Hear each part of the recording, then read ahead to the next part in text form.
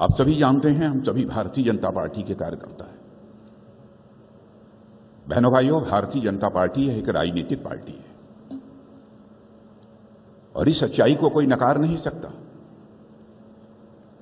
कि नेताओं की कथनी और करनी, नेताओं की वर्ड्स और डीड्स में अंतर होने के कारण भारत की राजनीति और भारत के नेताओं पर से जनता का विश्वास कम हुआ है।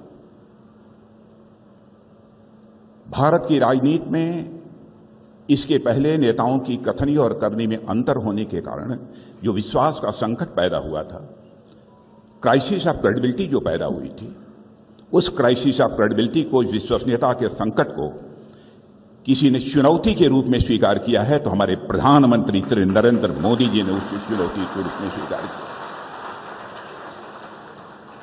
कोई यह कह सकता है कि अपना प्रधानमंत्री होने के नाते उनकी प्रशंसा में मैं बात कर रहा हूं।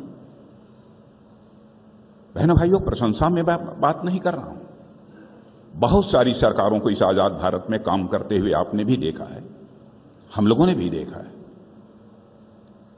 जब से मैं केंद्र की बात कर रहा हूं, गुजरात राज्य में जो मुख्यमंत्री रहे उस समय की बात नहीं कर रहा हूं,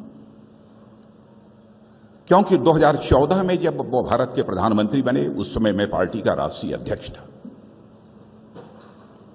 जब हमारा चुनावी घोषणा पत्र बन रहा था उस समय भी हमारे प्रधानमंत्री जी ने बार बार यह कहा कि अध्यक्ष जी, इस बात की सावधानी बरतिएगा कि चुनावी घोषणा पत्र में जो कुछ भी कहा जाए उसका हम अक्षरशः पालन कर सकें। और 2019 में भी चुनावी घोषणा पत्र बनाने की जिम्मेदारी आपने मेरे ही कंधों के ऊपर दी थी और इस बार भी के चुनाव में भी वह जिम्मेदारी आपने मेरे कंधों के ऊपर दी। बार बार आपका यह आग्रह रहा है, घोषणा पत्र संभल कर बनाया जाना चाहिए कि कहीं ऐसा न हो कि जो हम कह रहे हैं हम उसे पूरा न करें। यानी हमारे कथनी और करनी, हमारे वर्ड्स और डीड्स, हमारे कहने और करने में कोई अंतर नहीं होना चाहिए।